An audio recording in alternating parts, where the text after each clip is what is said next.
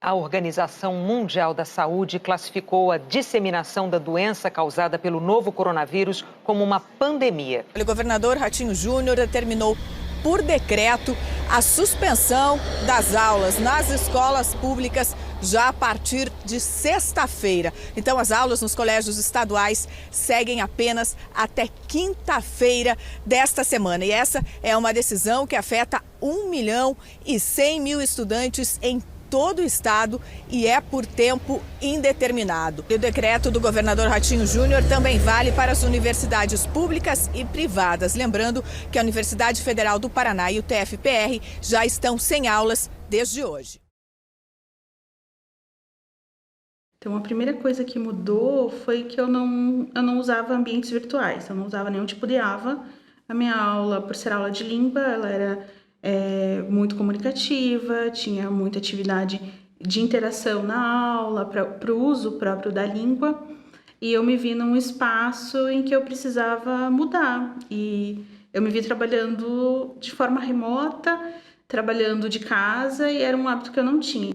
A gente teve que fazer uma adequação da metodologia para uma nova situação bastante inesperada, ninguém tinha ideia do que seria o nosso trabalho, mas a metodologia, né, além da gente trabalhar muitas vezes com as aulas expositivas, que geralmente faz parte da cultura do nosso trabalho, a gente recorreu também a uma aula mais interativa e contando especialmente com a participação do aluno. Eu precisei, então, começar a aprender a mexer com a EAD, com ambientes virtuais, que era uma prática que eu não tinha. Embora já tivesse feito cursos, já tivesse a experiência enquanto estudante, mas enquanto professora não adotava esses espaços, né? Eu precisei, então, me ver colocando aula para gravar, vendo um monte de aluno que não interagia, tendo um espaço solitário, né? Um espaço que era eu em casa, dando aula, e eu não sabia exatamente quem estava do outro lado, se estava me acompanhando ou não.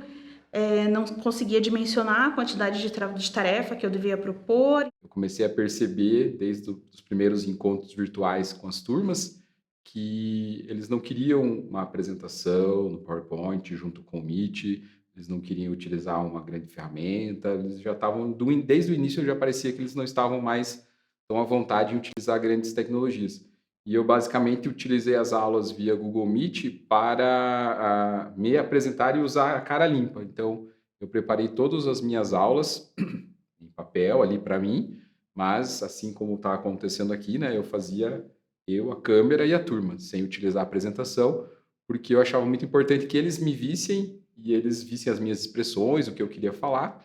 E isso foi muito bom, porque ao longo das aulas eu fui percebendo que eles também se sentiam à vontade em abrir a câmera, em conversar, em dar o feedback pelo chat, falado ou mesmo aparecendo, né? No meu caso, eu tinha um propósito de desenvolver um trabalho que tivesse muito significado para o estudante naquele momento que todos nós, professores, estudantes, ficamos numa incerteza muito grande do que seria o tempo, né, de quarentena, porque a princípio era para ser 15 dias, um mês, e à medida que foi aumentando, a gente teve que pensar. Né? Então, se eu tentar resumir metodologia, eu acho que eu tive que melhorar muito o meu material de apoio, porque minhas aulas eram muito ali na sala, conversar, expor imagem, mostrar a imagem, falar da imagem e tal. Isso também acontece no virtual, mas pelo fato de você não ter o retorno direto ali das pessoas, alguns comentários, algumas coisas ali no chat, que é difícil de acompanhar, não é uma coisa prática para a gente também, foi desgastante, foi bastante desgastante. Isso foi o pior para mim, principalmente, né? A gente não estava preparado, então a gente teve que se instrumentalizar e a gente teve que aprender uma série de recursos, uma série de estratégias a fim de desenvolver o nosso trabalho em sala de aula, né? Eu entendo que a tecnologia educacional, ela é sempre um desafio para nós na educação, mas por conta de uma situação muito inesperada, pegou todo mundo de surpresa. Então a gente teve que fazer um trabalho assim a curto prazo, no sentido de compreender, no sentido de se instrumentalizar e fazer então com que, né, esse ensino remoto cumprisse o seu objetivo. Minhas disciplinas requer muita lógica e ela é pura programação. Então, quando eu tive o contato com os alunos, a minha primeira preocupação é se eles tinham um computador. E se esse computador eles conseguiriam desenvolver os jogos, porque o motor gráfico que a gente utiliza requer uma boa máquina. Esse ano foi barra, né? A gente teve uma série de desafios. Fato é que, quando a pandemia chegou, foi uma coisa assim, a gente não sabe o que está acontecendo. E dentro desse a gente não sabe o que está acontecendo, talvez a falta de informação e a falta de procedimentos claros tenha sido o que mais tenha comprometido a ação docente. Eu lembro muito bem que a gente tinha um protocolo de que a cada 15 dias a gente revisava o que ia acontecer nos próximos 15 dias. Então a gente vivia de 2 semanas em 2 semanas. Quando eu estou dando aula, o que para mim importa é olhar na carinha dele e saber que ele entendeu. Sabe? Para mim, o olhar do aluno, a forma com que ele está recebendo aquilo, me dá o feedback. Eu costumo chamar os alunos pelo nome, faço questão de saber todos os nomes deles, e na pandemia isso não aconteceu, né? Nem a cara, nem o nome, né? Então era muito estranho, porque parecia que você estava dando aulas para ninguém, sozinha, assim, às vezes. As minhas práticas acabaram sendo transformadas de forma solitária, porque aqui no campus eu tenho as minhas colegas da área de espanhol, que a gente compartilha muito, a gente divide muito, e no momento, quando a gente começou a retomar as atividades para o remoto, eu estava solitária, né? Eu estava trabalhando sozinha. Foram 5 meses quase de indefinição de como que a gente ia fazer, o que a gente ia fazer. E daí aquela, todo mundo trancado em casa, ninguém sabe o que está acontecendo na casa do coleguinha, ninguém sabe o que está acontecendo na casa do aluno. Reuniões, muitas reuniões, porque você foi para casa, então você não está trabalhando, então vamos dar trabalho porque você tem que ter trabalho. Então todo mundo ficando louco com a carga de trabalho fora de sala de aula que foi absorvida. Em um certo momento foi tomar aquela ideia de, você está em casa, não está dando aula, toma trabalho. como se fosse uma verdade, né? Chegou dias de eu trabalhar no dia 14 horas. Então, assim, houve um descompasso, principalmente nesse primeiro momento de pandemia. Depois as coisas começaram a se ajustar, a gente também aprendeu a falar não. A gente recebia muitas críticas, né, enquanto servidor público, que a gente não estava trabalhando, mas tranquilamente a gente trabalhou muito mais do que trabalharia presencialmente, assim, porque aí é aquilo, né? Como tudo foi muito rápido, não deu tempo de criar protocolos. Eu me lembro que eu passava a parte da manhã, da tarde e noite com horários fragmentados atendendo os alunos para instalar software, porque eu não conseguia deixar meus alunos de lado.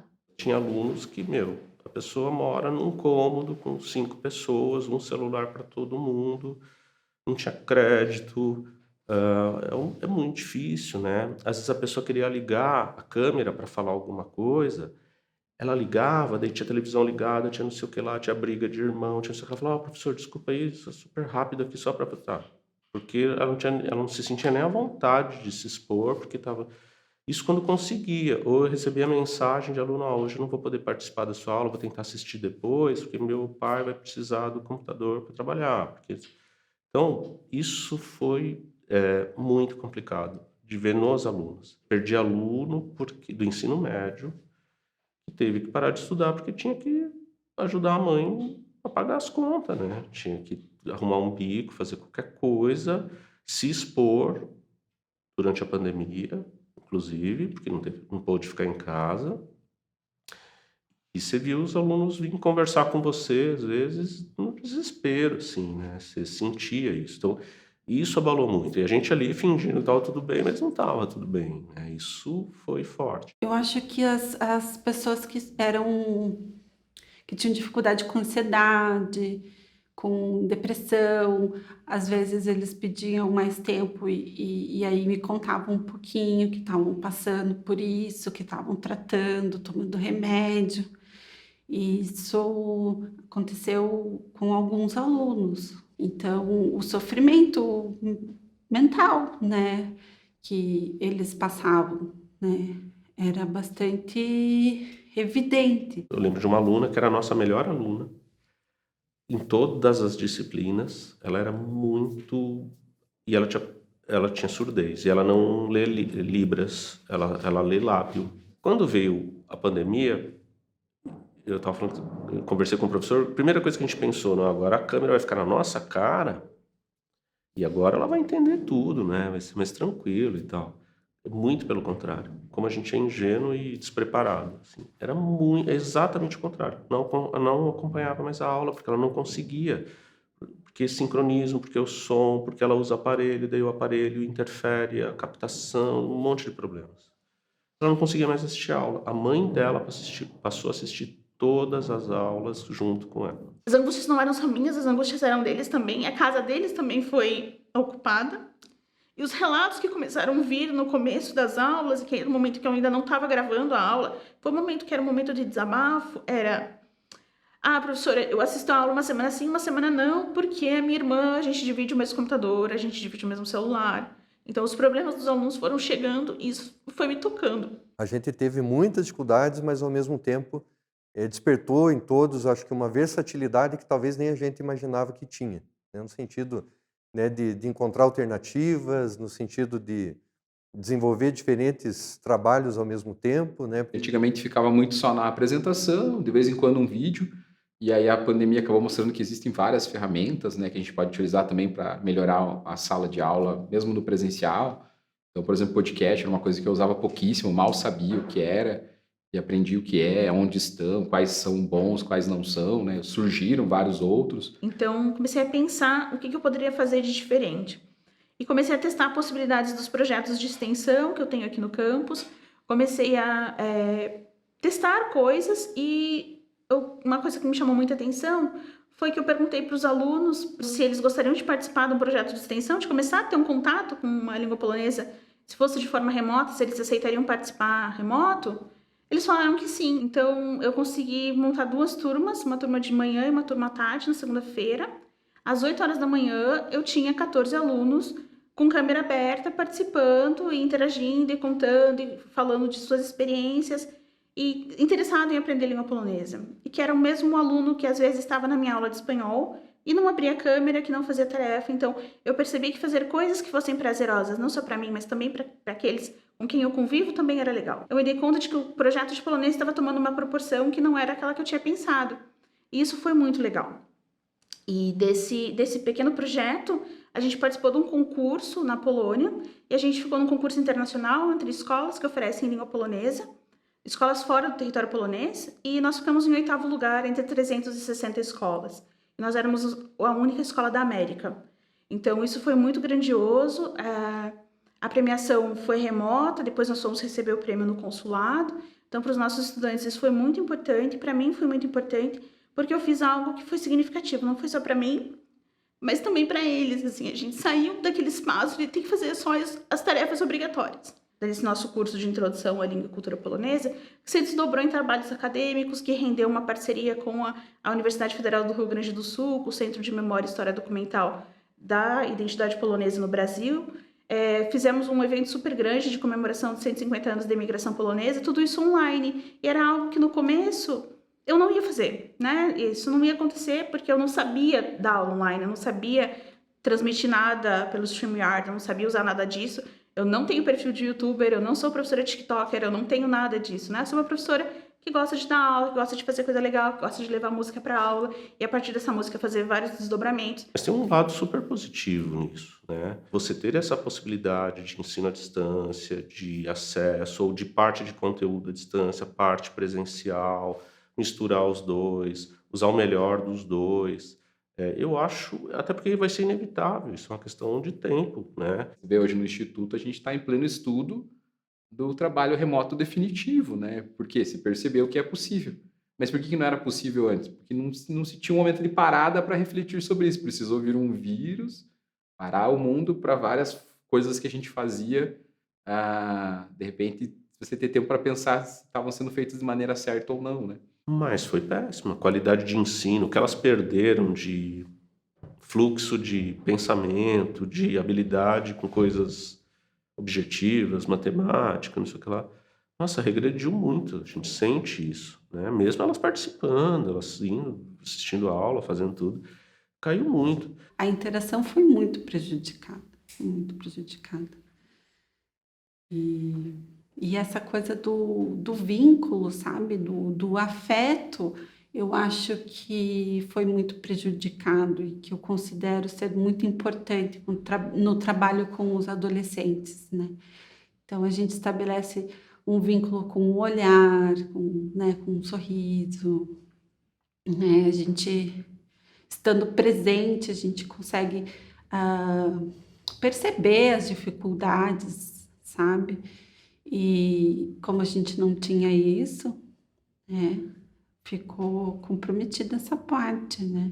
Então, eu acho que talvez eles tenham sentido muito um certo abandono, assim, uma coisa meio fria, né? Essa relação foi mais fria, pelo menos comigo, assim. Além do trabalho, né, que a gente estava ali com o ensino remoto com o estudante, tinham situações bastante inesperadas que aconteciam, né?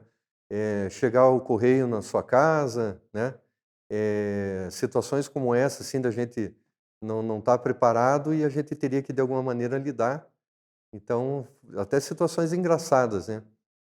Cachorro latindo enquanto você dava aula, né? O carro do ovo passando na rua, e tudo isso acabava, de alguma maneira, né, impactando, né, o nosso trabalho. Então, tem situações até engraçadas que a gente lembra da época. Precisei, a cada aula, explicar para os estudantes, e aí chega um momento que eu já não explicava mais, eles já sabiam que eu tenho 4 cachorros, eles moram lá, eles vão latir, e que isso vai atrapalhar, e que eu moro em casa, eu moro num bairro residencial, que passa o carro do ovo, que passa o ônibus da verdura, que passa o carro do sonho, que isso sempre vai ter nas minhas aulas da tarde. Todo mundo que trabalha com EAD, qualquer pessoa que você pergunte, a pessoa vai te falar que o crucial para você trabalhar com EAD é planejamento. Você não faz trabalho à distância, ensino sem planejamento. Então, o nosso remoto, ele foi essencialmente construído sem planejamento. Mesmo algumas experiências que supostamente deram certo à primeira vista, foram construídas sem planejamento, foram no improviso, né? E essa ausência de planejamento fez com que a gente tivesse uma deficiência formativa, de fato, em alguns casos. Quando que a gente vai conseguir suprir essa diferença formativa? Eu não sei. Caraca. Quase nada. Quase nada. Pouca coisa. Eu lembro que quando falaram assim, amanhã vai fechar tudo. Falei, caceta, o que eu vou fazer com 2 crianças? Na época, um tinha 7 anos, meu filho tinha 7 e a minha filha tinha 4. Falei, o que eu vou fazer com 2 crianças 15 dias trancado dentro de casa sem sair? Bom, tem que pensar alternativas, né? Porque a gente sabia que estava indo para casa trabalhar, mas as crianças estavam indo para casa e a escola deles na mesma condição da nossa, né? Sem aula, sem nada. O que você vai fazer com 15 dias com 2 crianças trancadas 24 horas por dia em casa? Ah, não, então vamos pensar atividades. Então, fui numa papelaria, comprei cartas de baralho, comprei carta de Uno, jogos de tabuleiro, xadrez, dama, né, para dar aquela... Durou 15 dias. O problema é que a paralisação durou mais do que os 15 dias. Foi bom. Eu fiquei perto do meu marido, eu fiquei perto da minha filha. Eu vou chorar. Na realidade, eu sou uma pessoa privilegiada diante de diante de muitas famílias. Eu tenho uma casa grande, onde cada um tem um espaço. Isso é algo muito positivo. Muito positivo. E qualquer problema que ocorresse, eu estaria ali. Então, assim, eu conheci um pouco mais da minha filha, porque eu descobri que ela é uma adolescente que exige muito dela. Outra é que todo dia eu almoçava com a minha família. Não tem prazer maior do que almoçar. E lá em casa a gente sempre tá rindo, sempre tá... Nós somos uma família muito alegre, muito feliz. E quando a gente vai brigar também é bem engraçado. Então, assim, era um convívio muito legal. Hoje, por exemplo, eu não almocei com a minha família. Eu estava lembrando disso, de estar almoçando com a minha família. Eu prezo muito por esses momentos, porque é um momento onde a gente compartilha tudo. E isso é essencial. É essencial na vida de qualquer pessoa. Então, na minha casa, né, na minha família, a minha esposa também passou a trabalhar em casa. Ela é pedagoga de uma escola municipal aqui em Curitiba. E os meus filhos, eu tenho um filho hoje de 13 anos e a minha filha tem 10. E de maneira que todos nós estávamos em casa, né, eu e minha esposa trabalhando, né, nas nossas respectivas instituições e os meus filhos também tendo aula em casa. Então, isso exigiu de todos nós assim muita paciência, exigiu algum planejamento além daquilo que normalmente nós tínhamos antes da pandemia, a reorganização de espaços dentro de casa, investimento financeiro na compra de equipamentos, computadores, escrivaninha, poltrona, né?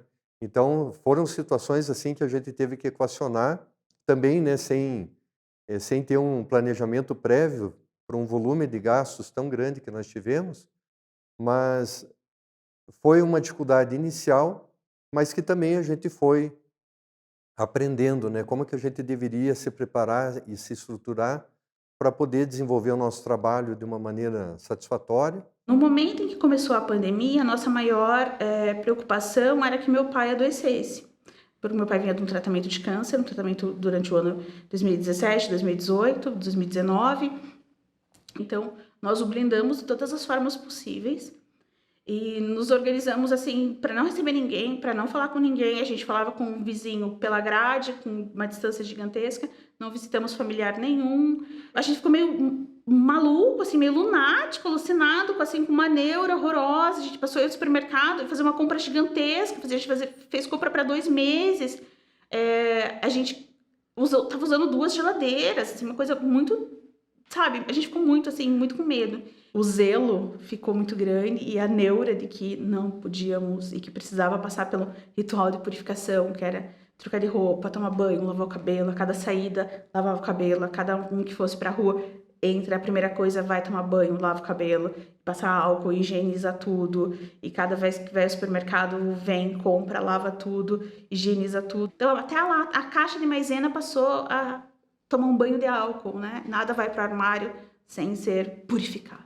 Mudou porque a gente passou a viver na caverna mesmo, assim, radicalmente. Eu fui absolutamente radical com o isolamento, primeiro porque eu sou diabético, de muitos anos, então para mim era um risco maior do que era para todos, assim, em geral, né? Isso inclui minha família, porque da mesma forma elas poderiam trazer para mim, então eu relutei bastante, eu tomava todo tipo de cuidado e assim eu sempre redobro um pouco a neura, assim, né? Então, aquelas coisas de lavar tudo que você compra, fazer supermercado. Então, eu não saía, então, supermercado, tudo pedido, tudo. Eu não saí mais de casa, eu fiquei 2 anos sem sair de casa, literalmente 2 anos sem sair de casa. O que tinha que sair, porque era inevitável, às vezes minha esposa saía e tal, e com 1000 cuidados e tal. Então, assim, eu radicalizei bastante. Virou tudo uma bagunça. Virou tudo uma bagunça. Durante a semana era uma bagunça. A gente não sabia o que começava, o que terminava, e quando terminava e quando começava.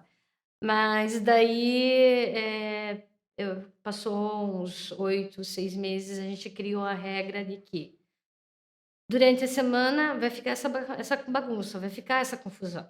Não adianta. Mas no final de semana, chegou sexta-feira, deu 10 horas da noite, fecha-se as portas, fecha-se os computadores, e daí a gente vive o final de semana. A dinâmica em casa, ela tomou uma particularidade que nesse primeiro ano foi particularmente caótica. Chegou a ter momentos assim curiosos, tipo, tava minha esposa em reunião, minha filha em aula, meu filho em aula e eu em aula.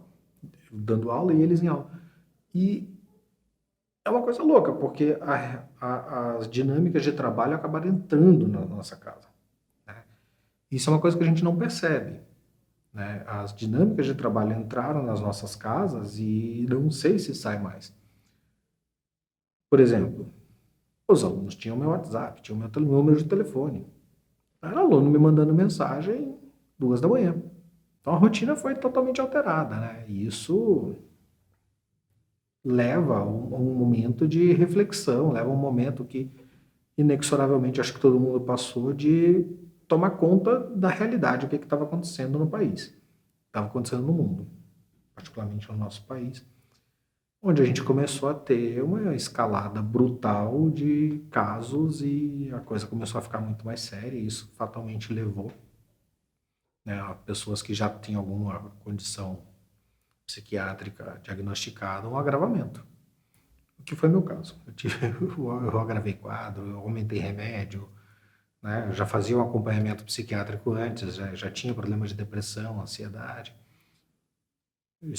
Tenho algumas comorbidades em relação ao Covid, né? Tenho asma, tenho pressão alta. Então isso gerava um medo assim e agora? O que eu vou fazer, cara? Botar máscara para jogar o lixo do lado de fora da rua, né? Tipo, como se o vírus respeitasse o muro da casa. Assim, né?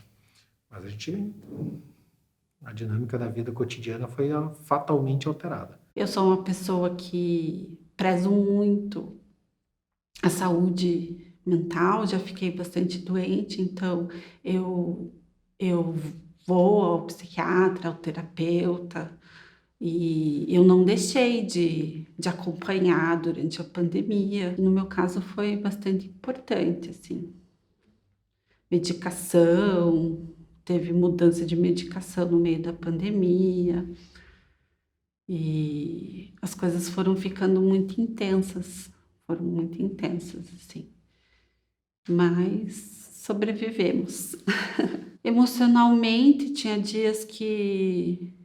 Teve um dia que eu estava tão abalada que eu chorei, né? E se a professora chorava, né, em aula, eu tenho certeza que os alunos também acabavam tendo esses momentos, né? Teve um dia que eu quase não consegui dar aula, de tão abalada que eu estava. As emoções, elas vão vão tomando conta pouco a pouco, né? E aí dificilmente a gente se percebe, né? Percebe quando tem algum estopim, né? De repente você está chorando ali na frente do computador, né? E aí você percebe que você estava abalado. Tanto zelo e adoece de outra coisa, né? Não foi. A gente cuidou tanto do meu pai para que ele não tivesse Covid, ele precisou ser hospitalizado por Covid e por conta disso eu e meu irmão adoecemos, né? Então, isso foi a pior parte, assim, de lidar com a doença, né? Porque a gente sabia de todos os cuidados, todos os protocolos para dormir no hospital, a gente sabia como era, né, para acompanhar quem estivesse lá. A gente continuava, né, nosso ritual de purificação, a nossa neura com tudo isso, e em algum momento a gente falhou. Foi horrível. E foi solitário. Porque eu fiz 16 testes de Covid e 16 testes de Covid negativaram. E eu tinha uma febre que não baixava. E eu ia para o hospital, voltava, porque meu teste era negativo, tomava antitérmico e minha febre só aumentava. E eu continuei trabalhando, continuei fazendo as minhas atividades. E eu fui para o hospital. E do hospital eu não voltei para casa, né? Tudo que eu guardo, todas as minhas coisas, as minhas caixas, as minhas memórias, as minhas fotografias, o que eu tenho, o que eu guardo, o que eu acho que é importante, a minha biblioteca ficou, e eu estava sozinha no hospital. E estava sozinha para morrer, porque foi o que eu senti e foi o que aconteceu comigo. E eu lembro que foi um sentimento muito pesado, porque foi uma coisa assim, tipo, cara, eu tô com uma doença que já matou quase 700 mil pessoas nesse país. Pensando no primeiro ano de pandemia, né, 2020, a dualidade que a gente viveu entre a falta de informação, a falta de conhecimento, até porque é uma coisa nova, você não tinha como estudos, né, tipo, quanto tempo dura esse vírus no metal? Você não sabia, não existia isso, né, tipo, realmente tem que passar álcool em todas as compras do mercado? Hoje a gente já sabe que não, que é inútil. Na época não, né? Quantos litros de álcool a gente borrifou em pacote de bolacha que vinha no mercado? Então isso era uma falta de conhecimento. Essa falta de conhecimento, ela gerava uma ansiedade, gerava uma apreensão. E de outro lado a gente tinha as informações falsas que chegavam, né? A profusão de informações falsas. E daí isso gerava um outro tipo de apreensão, gerava um outro tipo de cenário. Tipo, não adianta tomar remédio para verme, que você não vai matar vírus tomando remédio de protozoário de verme. E isso, com o mínimo de pensamento crítico, né, da geografia, ficava claro que era um processo de mandar a população, o gado, para a rua para morrer. E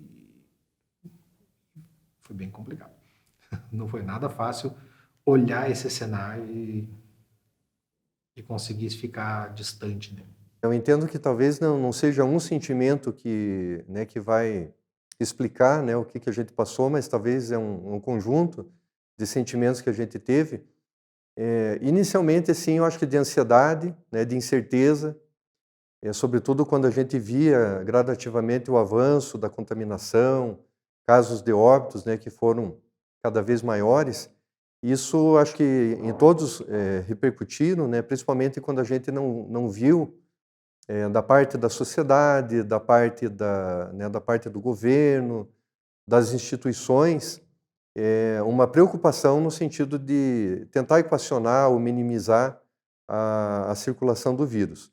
Então, acho que, além da ansiedade, além da incerteza, a gente se depara muitas vezes com momentos né, de crise existencial, né? Porque no caso da minha disciplina História, a gente ensina para os nossos alunos epidemias, né, ou problemas de ordem sanitária que aconteceram em outros momentos e a gente fica realmente impactado, mas quando você está vivendo isso, e a gente tem que mostrar para o aluno, o momento realmente ele é muito difícil, muito complicado, é um momento né, de extrema insegurança que todos nós estamos vivendo.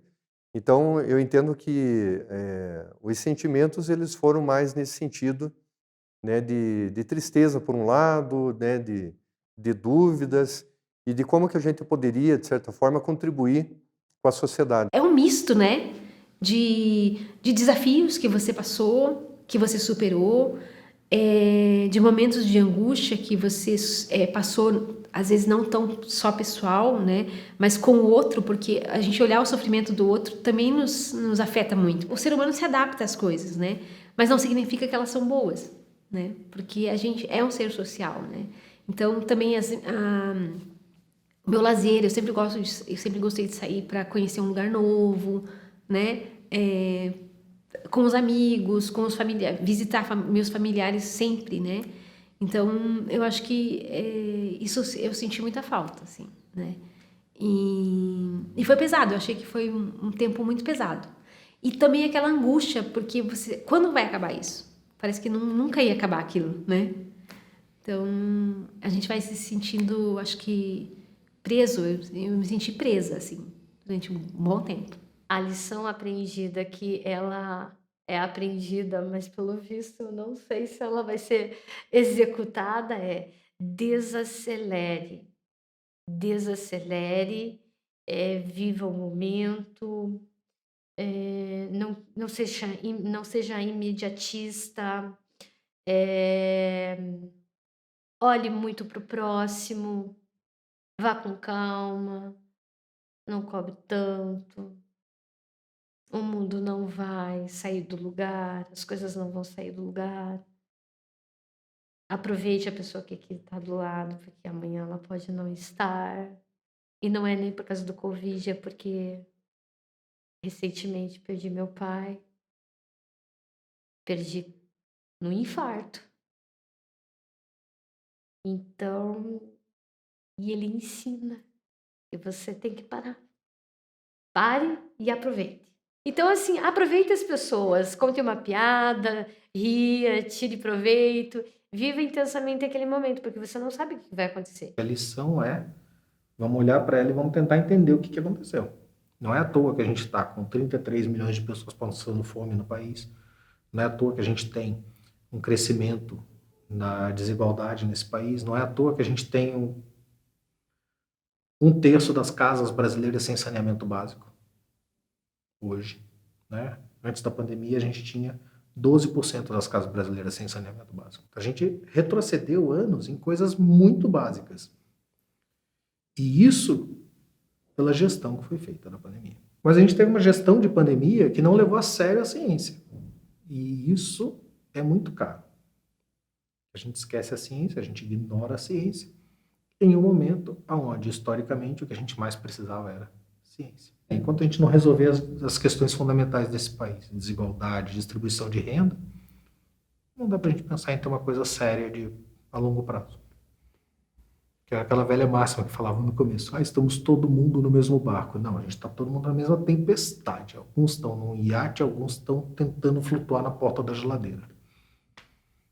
É isso. Além de aprender a deixar as coisas acontecerem, deixar fluírem, eu decidi, não sei se eu decidi ou se eu aprendi, que vale a pena a gente esperar algumas coisas. E não adianta ser tão ansioso quanto eu sou e quanto eu estou tentando controlar, que a ansiedade não vai resolver.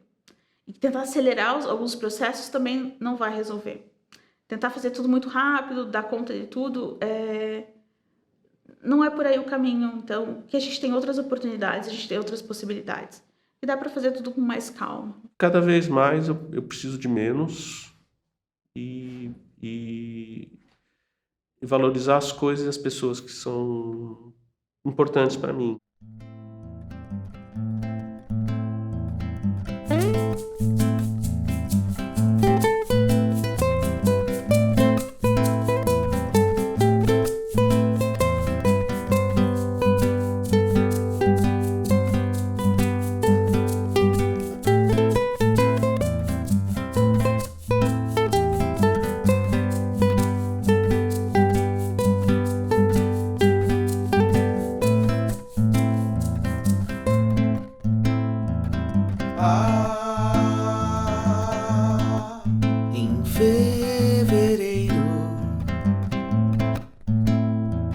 Eu vou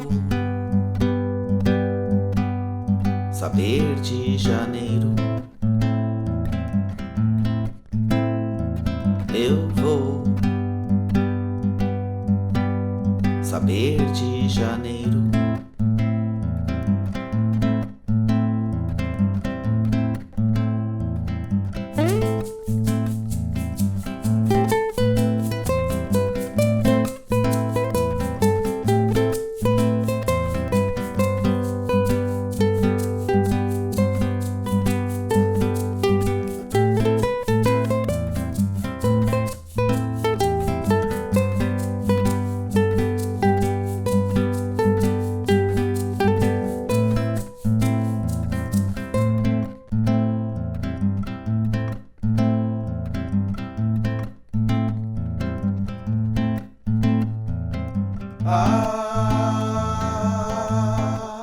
Em fevereiro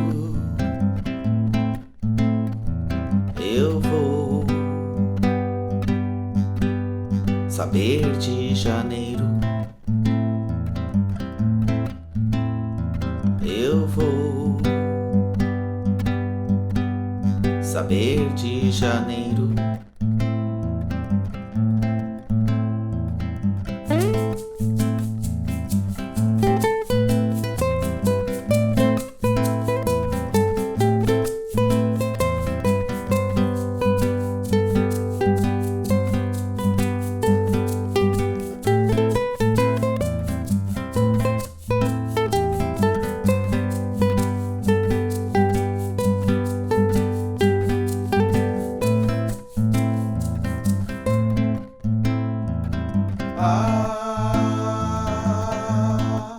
Em fevereiro eu vou saber de janeiro. Eu vou saber de janeiro.